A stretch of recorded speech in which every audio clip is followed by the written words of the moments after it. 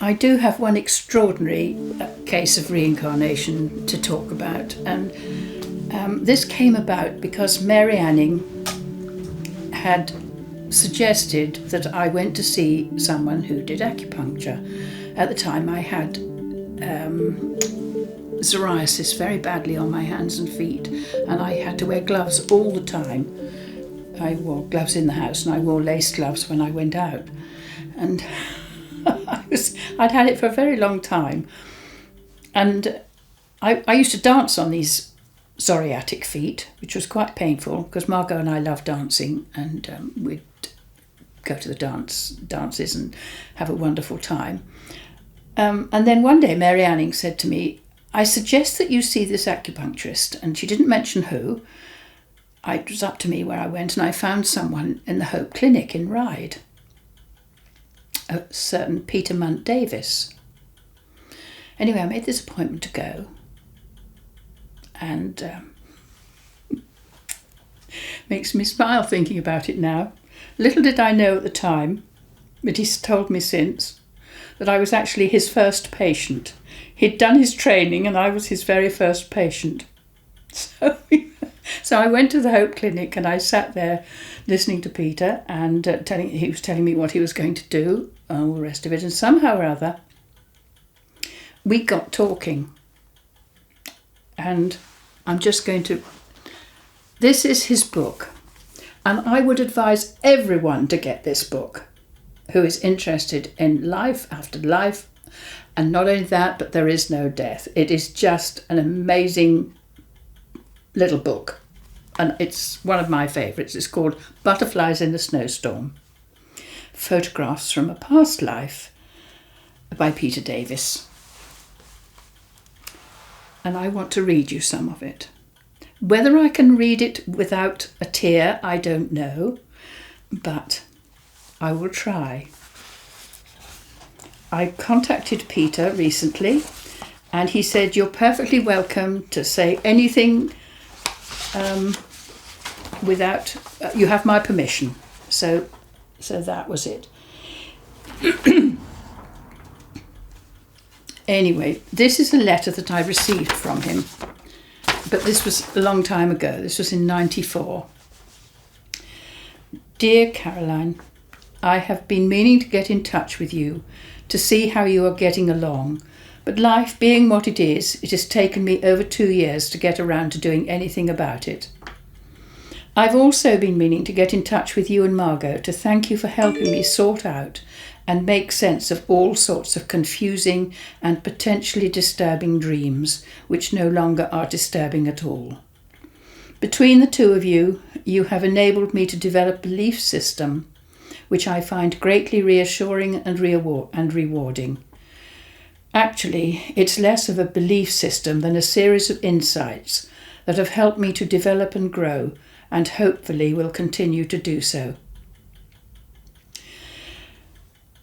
Another reason for writing now is that even though I haven't known exactly where young Harry was buried, it has taken until this recent school half-term holiday to go and visit him. I felt as if I was visiting an old friend I hadn't seen for ages. It felt absolutely right. I've done a bit more research since I spoke to you last, and the more I find out, the more it simply confirms the details provided by Margot. I would very much like to meet up with you both sometime to thank you again for setting me off in the right direction, and to show you what I've managed to obtain so far in my search for Harry's story. Looking forward to hearing from you. Best wishes, Peter.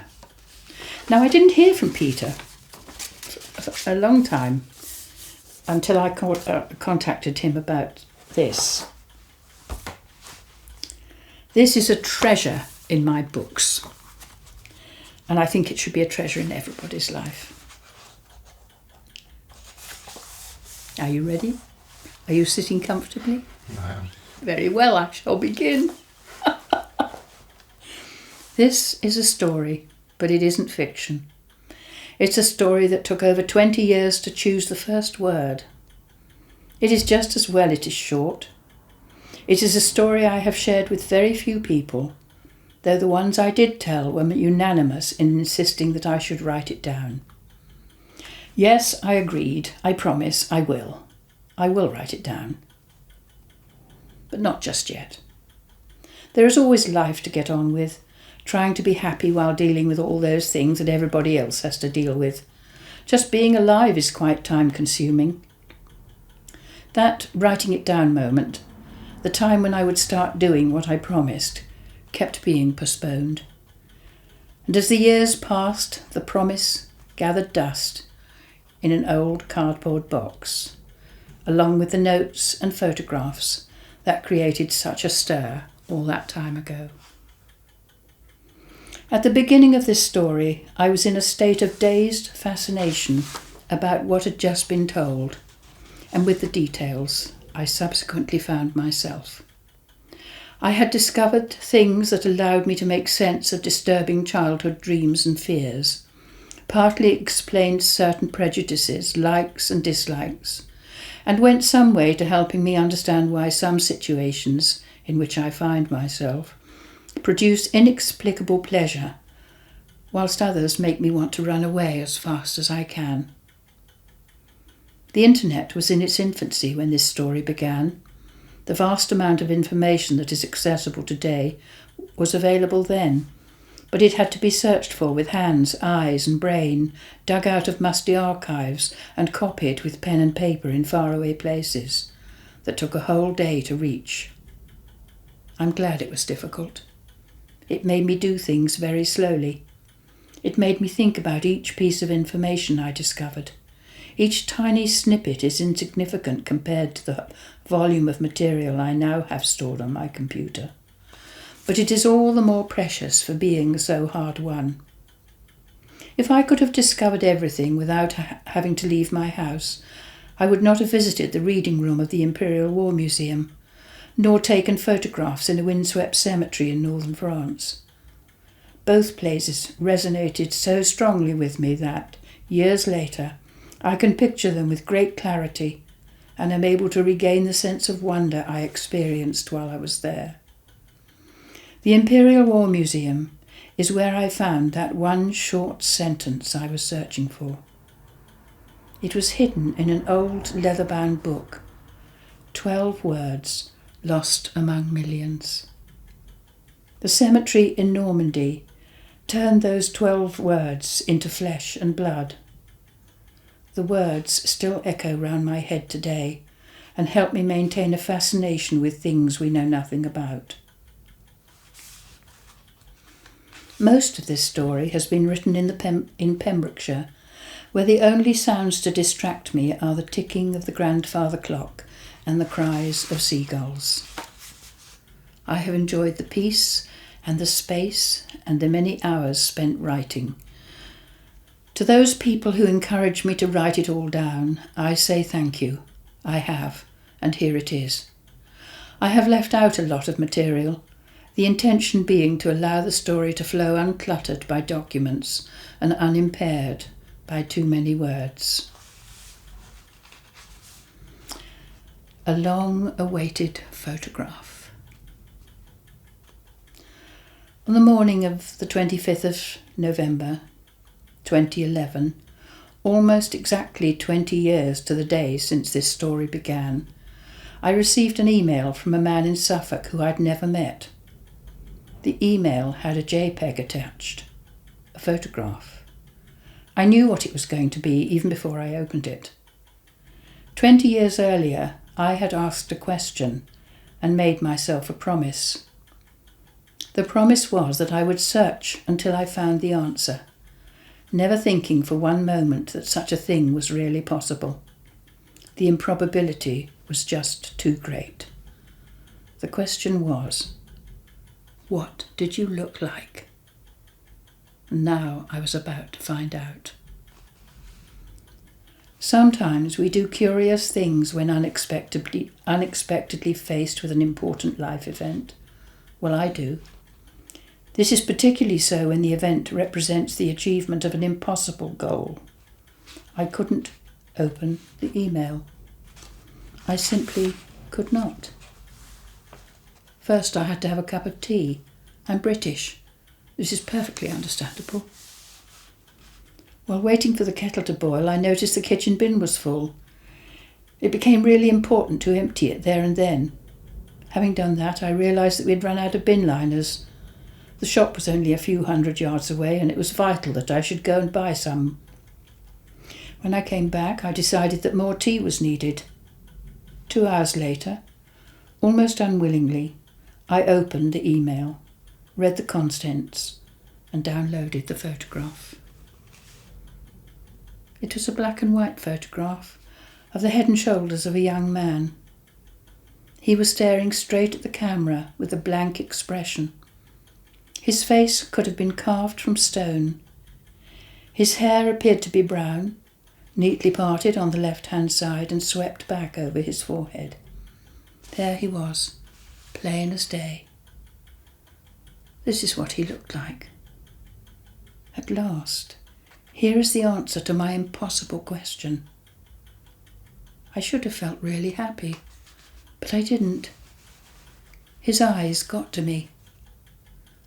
I would have liked to have said that they radiated intelligence and vitality, but they didn't, and the way he stared at the camera was disturbing. He was in the company of his family. His half-brother was the photographer, but I had a strong feeling that the young man was looking at things 1,000 miles away, things that only he could see. He was staring directly at the camera, and so, 95 years later, he was staring straight into my eyes. Looking at this young man, I believed he was staring at the stuff of the nightmares I used to have as a child. Dreams loaded with images and smells so ghastly I would wake kicking and shouting. I still get these dreams today, though they are far less severe and no longer frighten me. I understand them now and have read a great deal about the times from which they come. No matter how much I read about events and conditions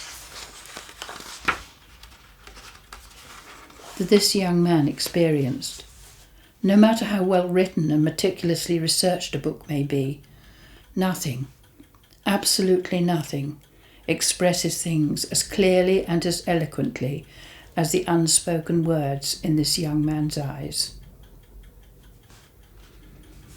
The photograph was taken in London in 1916. He is wearing army uniform and is home on leave. 95 years later, I am sitting at a desk in a house in Cambridgeshire, finding it hard to breathe. My conscious mind was swinging wildly between, yes it is, no it isn't, yes it is. And for a few moments I felt flat, depressed, and asked myself if this was what all it was about. One photo, all this fuss and effort. Even though I was looking at an electronic copy of a photograph taken almost a century ago, I found it difficult to look at him. It made me feel very sad. He was only 20 years old and did not have a great deal longer to live. I took a deep breath, closed my eyes and said, "Hello, Harry."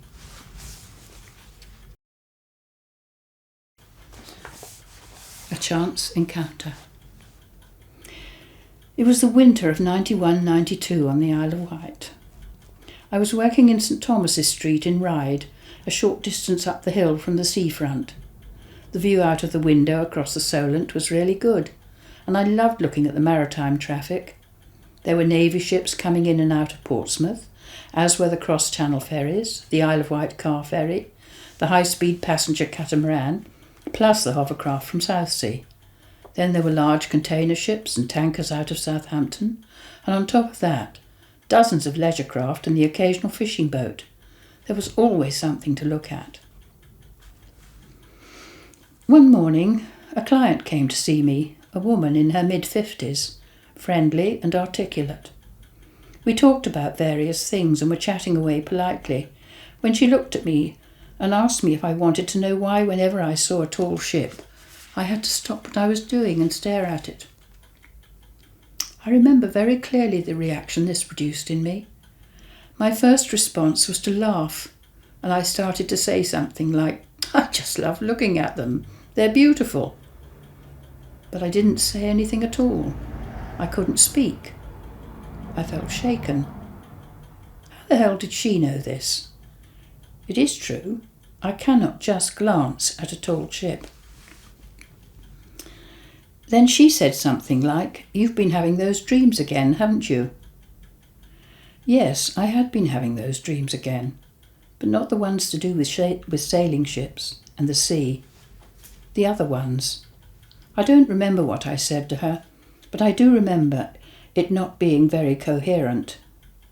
She then said, "You know what I'm talking about, don't you? You should talk to my friend Margot. She'll tell you everything you want to know about your past lives. These dreams are past life memories surfacing. It would be a shame to just ignore them."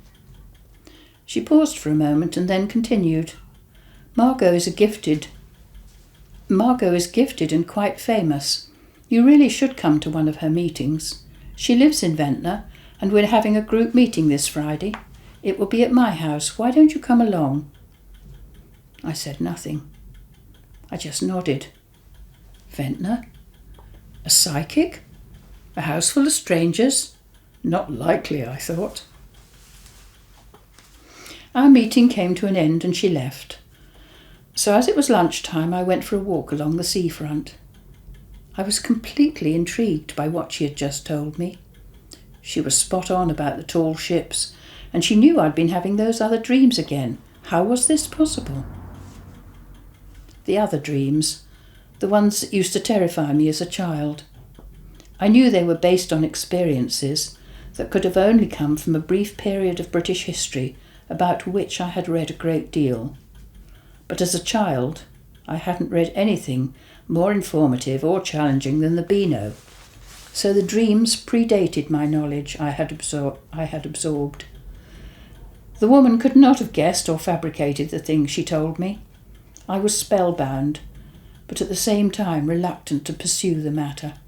I felt stunned, so I thought the best thing I could do was to stroll along the seafront to a cafe, buy a mug of tea, and sit at a table outside to stare at the ships. Ventnor, Friday evening. 2 or 3 days after this first meeting, I phoned the lady and asked her to join the group. I was very surprised at myself. I kept telling myself it could be interesting, telling myself not to take it too seriously, and promising myself to tell nobody about it with the exception of my wife. I shall just go out of interest, I said, repeatedly, trying to convince myself. I will go. It could be interesting. Going to Ventnor would mean having to face up to an evening where a barrage of conflicting and complicated ideas, prejudices, preconceptions, and a strong innate desire to laugh at most of the things I confront would clash with a more powerful drive to understand the dreams I had been experiencing for over 50 years. I was worried about my reaction to what I might be told and to the people I would meet. Would I dismiss it all as nonsense and then feel embarrassed at having gone in the first place? I was conflicted and uncertain and keen to find reasons to stay at home on Friday night. I did go to Ventnor, where, among other people, I met Margot Williams. I have very little recollection of that evening, other than being aware of my internal conflict easing. Margot told each person something about a previous life, and her friend Carolyn Morgan took notes. When it came to my turn, the first thing Margot told me was that my most recent life was closer to the surface than most. It was much too close for me to be ready to hear about it just yet. So she was going to tell me about the one prior to that. She did, and in a funny way it made perfect sense. It explained or suggested reasons why I heard certain noises in dreams. I don't remember much more of that evening, but I do remember clearly that whilst Margot was talking to me, I felt cold, despite being in a very warm room. On the drive home, I knew I would be back. Maybe I would try to go on my own, but I would go back. This was a great deal more than interesting. It was riveting. It was freezing cold that night. The roads were icy and I had to concentrate hard on keeping the car out of the hedge.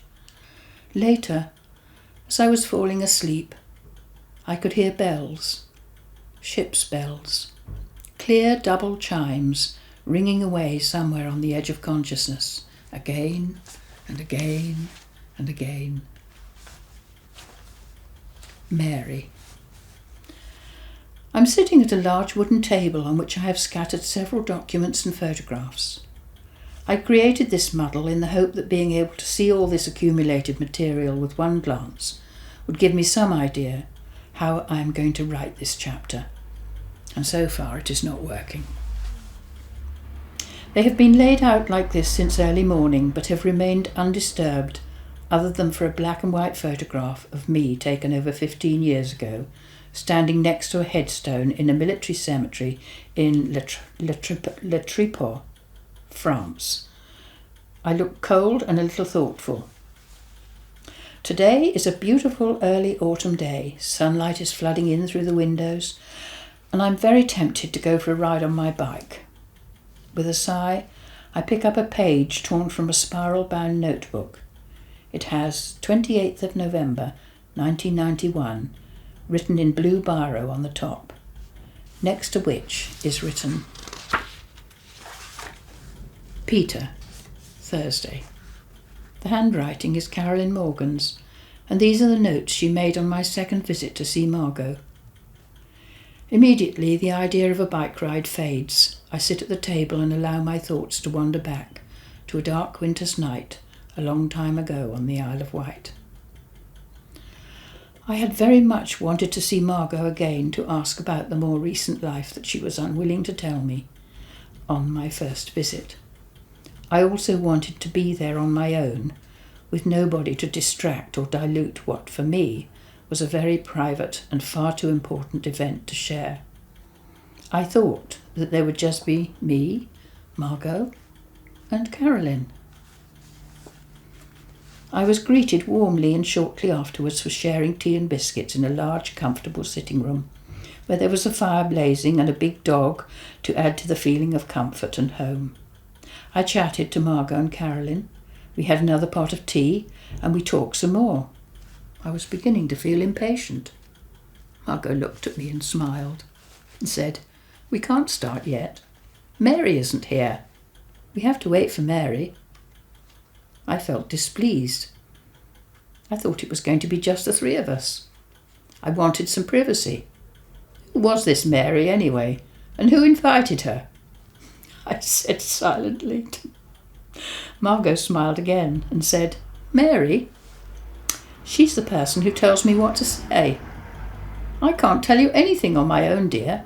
She tells me and I tell you. Ah, here she is."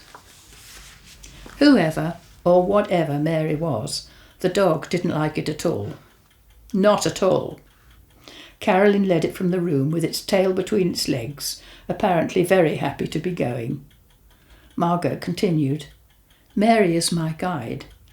We have known each other for a long time. You can call her a spirit guide if you like, for want of a better word. She's standing behind you."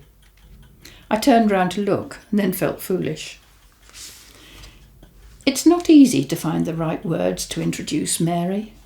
What I am going to add has nothing to do with her well-documented life. It is simply to do with her role in this story in Ventnor. The ability to temporarily suspend disbelief is a skill worth developing. The Mary standing behind me was Mary Anning, the famous Victorian fossil collector from Dorset, who died of breast cancer at the age of 47 on March the 9th, 1847. That is the person I'd tried to get a look at. At the top of the page, torn from the notepad, next to where it says Peter, Thursday, Carolyn has also written Mary Anning. Margot Williams had the gift of being able to see and communicate with people in spirit. In spirit? What? Dead people?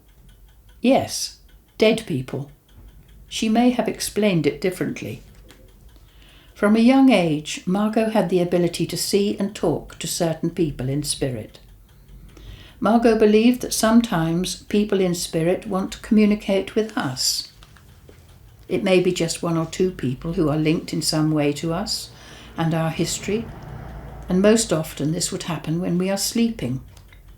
A person in spirit may want to pass on some advice, or to reassure us about something, or to help in some way. Now and again, they may be out to create mischief, or to just frighten us. As Margot once told me, the good, the bad and the ugly are not solely confined to the physical world. Very few people claim to actually see a spirit materialise in front of them, but Margot did, and Mary Anning became one who communicated with her regularly over many years. Margot explained that it was Mary Anning who had the ability to look at somebody and tell them about their past lives. If ever Margot was working with somebody on a past life, it was always Mary Anning who told her what to say. When Mary looked at somebody, she saw things, incidents, events, from people, from persons' earlier lives, as if they were reflections on the surface of water. Sometimes the images and events were clear and easily discernible, sometimes murky, confused and hard to make out.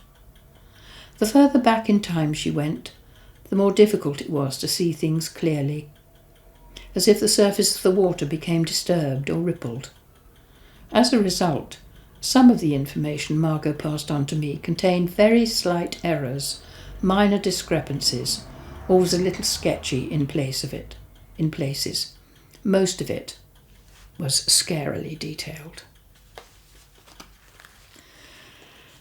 That evening, when I first heard the name of Mary Anning, was when it all changed. It became serious. Up to that point, I could have walked away and just thought of the experience as an entertaining diversion. The next hour made that impossible. Margot told me things about my most recent life that made me feel elated and humbled and gave me the sense I was touching something extremely profound and rare. It is very difficult to put into words how I felt. Imagine you are walking down a street you have walked along hundreds of times before. You are wrapped up in your own thoughts, and suddenly a stranger rushes by, barges into you, and knocks you to the ground. You didn't see them coming, and they have just as suddenly gone. As you get to your feet, your heart is pounding, and you become strangely, acutely aware of your immediate surroundings, maybe noticing where you are and seeing it clearly for the first time. Your awareness and perception are heightened. This is called sudden sensory dishabituation and is how I felt that evening and for the next 24 hours. I had absolutely no doubt she was telling me the truth. Suddenly, something I had never consciously thought about and would have dismissed as fanciful nonsense became an accepted reality. The only thing I could say after Margot finished was, oh. Page 1 of Carolyn's notes. The memory of your last life is closer to the surface than most people. Born 1890s, South London. Your father was a carpenter. Married before. 3 children, previous marriage. You were of the second marriage. Grew up, quite intelligent. Passed exam, worked in office, then war. Needed in office, something important, though junior. After a short while, joined up. You were your mother's pride and joy, and you were the youngest. You went even though she was a widow. Later, I discovered a tiny error in this account. The father was not a carpenter. He was an ornamental plasterer, a profession that required well-developed carpentry skills. You did your training with large field guns, putting shells in the guns, trained in England, came home on several leaves. On one leave, had photo taken in your uniform, got a stripe and then got sent to France. Had a girlfriend, got engaged, but decided to wait until the war was over. You were injured in the Battle of Arras, taken to hospital, very seriously wounded, bullet in your spine. Mother, brought over to the hospital. She was by your bed, and you died in her arms. Stockwell. Your name is on the War Memorial in Stockwell, South London. Died at 20 or 21. After a time, it became apparent that this was all the information I was going to be given. I asked if there was any way I could be told the soldier's name. After a pause, Margot told me that she didn't like to tell people too much, particularly with recent lives, as people can sometimes create mischief. You were engaged to be married when you died, and your fiancée is still alive, she said. We wouldn't want you to go and find her. It would cause trouble. During these few moments, there was a conversation going on somewhere in the room from which I was excluded, and I felt that I was being scrutinised very closely. Then Margot said, "Your first name began with an H, as did your last name. Your initials are HH, and your name is on the Stockwell War Memorial. It should be easy to trace." It was, and it wasn't, but I did. Do you want me to go on? A day out on the Big Island. Rain is hammering against my window. Dark, ragged clouds are racing eastward and will continue to do so for 3 days. My bicycle is completely forgotten. I pick up a piece of paper, plain, white, A4, folded, creased and grubby. It is covered in barely decipherable pencil scrawls. It is not dated, but I know I made those notes in January 1991 while pressing the paper to the side of the Stockwell War Memorial. The journey from Ryde to Stockwell started with a 2-minute rattle down Ryde Pier on a refurbished Victoria Line tube train, dating from the late 1930s. It was followed by a lively sea crossing on a catamaran, a 2-hour train journey from Portsmouth Harbour to London Victoria, and completed in 3 stops on the Jubilee Line in the direction of Brixton. Easy enough, I thought, as I stepped out of Stockwell Tube Station into the thin, brittle sunshine of a winter's day. Which way now? I looked off to my left, and there it was, the Stockwell Memorial. A couple of 100 yards away, a clock tower in a small patch of dull green at the junction of the Clapham Road and South Lambeth Road, marooned in an ocean of traffic and noise. Stockwell War Memorial was completed in 1922 and has carved upon it the names of 574 local men who died in the Great War, most of whom lived within half a mile of it.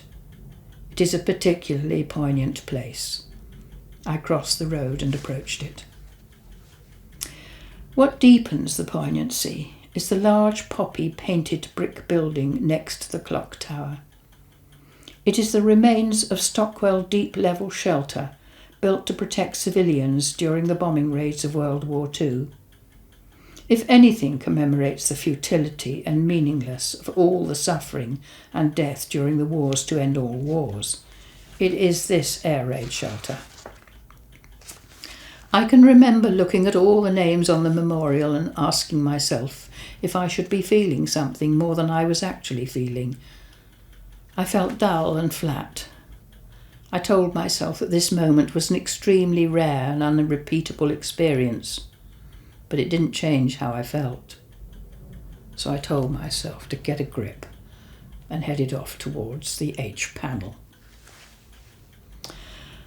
The first part was easy. All the H's were at eye level, on a panel round the back. I was hoping the names would be given in full, along with rank and possibly regiment. But no, Stockwell is a very democratic memorial. Only the surnames with initials were listed, with no rank, no age or numbers. There were 10 soldiers with names that matched what I was looking for, both first and last name beginning with an H. Here I will show you something that Peter sent me.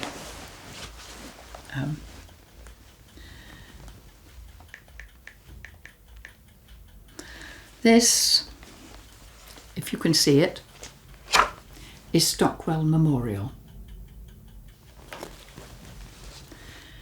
And this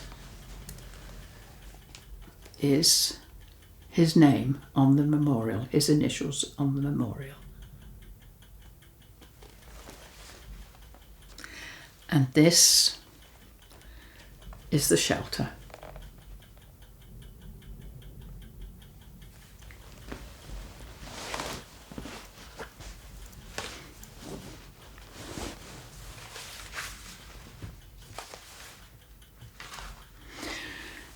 The only thing I had to write on was a sheet of A4.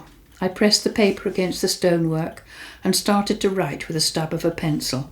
H.F. Handel, H.G. Hayes, H.T. Head, W.H. Higgins, H.J. Hill, A.H. Coleman, H.C. Hunt, H. Hunter, H.G.W. Hurt, and H.E. Humphreys.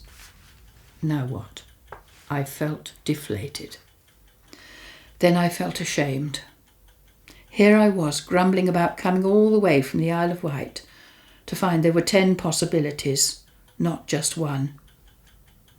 Whereas these 10 men, along with all the others whose names filled panel after panel, had left their homes and families and had been killed. I made my notes, took a photograph or two, and then wanted to leave. Today I have grown to like the place, and am pleased to say the memorial and gardens have been beautifully restored. But then, on that cold, blustery day, after reading all those names of dead soldiers, all I wanted to do was go home and be with my family. Questions for Mary. I went home and life continued as normal. We had just moved into a house that was built in 1820 and was costing a fortune to fix up. Consequently, I had to do a lot of the work myself. It was a great place to live, though. We were getting used to island life and things were pretty good. A couple of weeks passed and I decided it was time to pursue the story of H.H. further. I arranged to visit Margot and went along with a list of the 10 names I had copied, plus some questions. I have Carolyn's notes in front of me, undated, but I know it was late January 1992. And this is what I was told. You died on the day of, or the day before, your birthday. Margot has just seen an image of a massive artillery gun, like the one in the Imperial War Museum. She also saw an image of a large military cemetery in France. She knows he was killed by a bullet. He had just fired the big machine gun. Just 21 when he died. Not allowed to give name.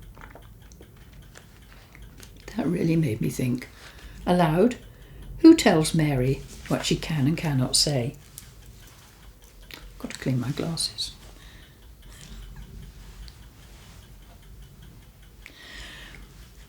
Second letter of his Christian name was an A. Thought it was at the Battle of Arras as far as she could see. Not just a skirmish, a big battle. In his surname there is an L. Within a day of his 21st birthday he was killed. He had 1 stripe, so was a lance corporal. Definitely the Battle of Arras, definitely 21. He had been put on the gun for 1 day. Everybody was very flustered and running around. He hadn't been on it before. He was not a bombardier. He was a corporal. Harold was his Christian name. His surname contains an H and an L. Mustn't give you any more information. Mary congratulates you on your diligence. This is all she can tell you of this life.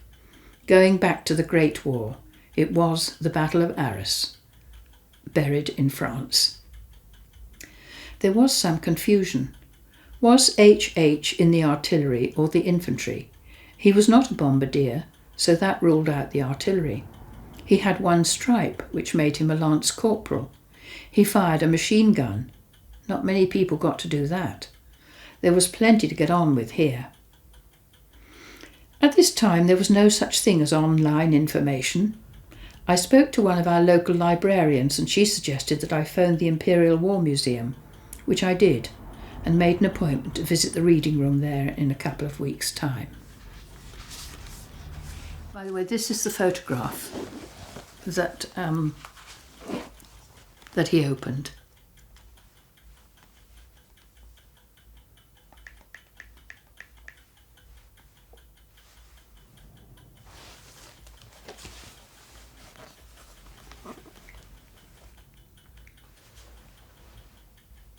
Can you see it?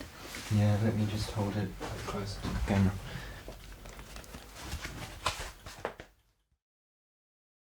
Do you think or do you feel this is your final incarnation? Yes. Do you know what makes you so sure? Well, very often Mary Anning would say, I hope she never has to return to do this again.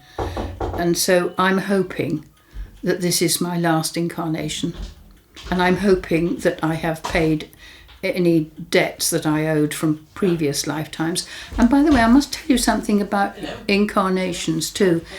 Incarnations, we think of them as linear, as coming one after the other. But in fact, Robin described it to me one day, is if you've got a piece of plasticine, which is round, and you flatten it out like that, they're all on that flat piece.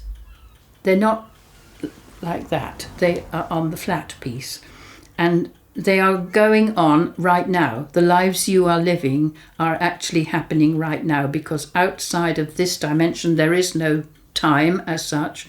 We have to have time to experience things in the body, because the spirit is within the body, experiencing the things that we are doing, having now.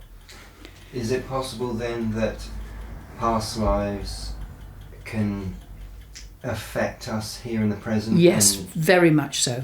And the other way around, can we affect our future lives? Our future and our past lives? Yes, we can.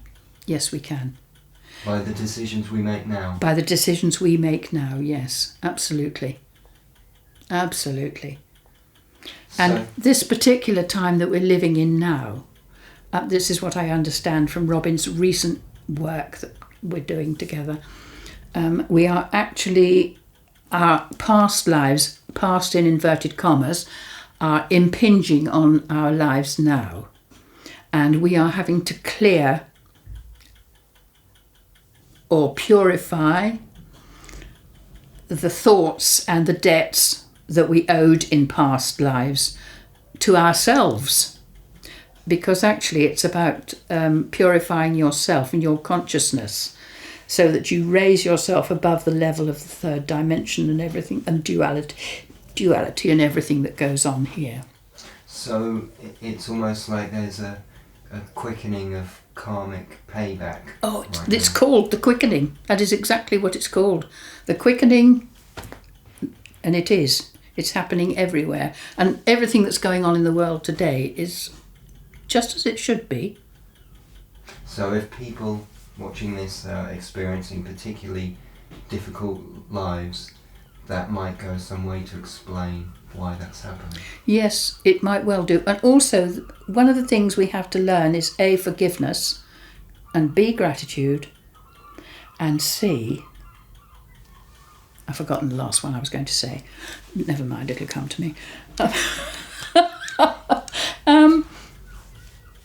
Yes, because we cannot go on being the way that we are in the third dimension. If we want to progress up through the spheres, we cannot go on being like this. We cannot be warlike. No, we cannot be cruel, unkind, vicious. Those things are, we have to go beyond those things. We have to learn love, care and compassion. And this is what our lives tell us. And so often in our lives we are given one particular point, like Zoe's was bitterness. And that lovely daughter of mine has gone through a very bitter period with her divorce. But now she said it's been lifted. But she went through really bitter divorce. And so she's been able to overcome that. And if someone watching this wishes to go on a similar journey to your acupuncturist friend and learn about their previous lives, Margot obviously isn't around to... No, she isn't. Have you any advice for someone who wishes to find out about I wish I could say so. But I can't. I mean, I have worked with Margot, and she was so incredibly gifted. I'm sure there are people out there who can give you past lives, but I can't recommend any because I don't know any, and I would only do it from personal experience. And my last question is,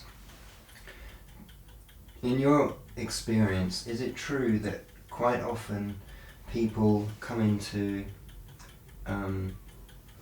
their powers or their calling or memories or sudden urges to do out of character things when they're in their 40s and 50s and suddenly their life takes a very drastic change, different direction? Because wasn't that what happened with Margot? It was in her 40s or 50s. She was 56. And do you think that's quite common, where it's almost like life wants us to gather a certain amount of life experience? You've just said it. You've just said it. That's exactly what life wants you to do. And definitely you have to have that. We come here to experience. So 50 is the age of wisdom, the beginning of the age of wisdom. And so until 50, very often you're too busy doing your things in the world. But of course there are children coming in now who are far more advanced. The new children that are being born. A lot of the letter children, ADHD, autistic children, dyslexic children, their brains are wired differently. They are very different children altogether. They see things truly. They really do. You can't lie to them. They see right through you. And these are the young children who are going to grow up and change the world. I am quite convinced of that, because their thinking is totally different.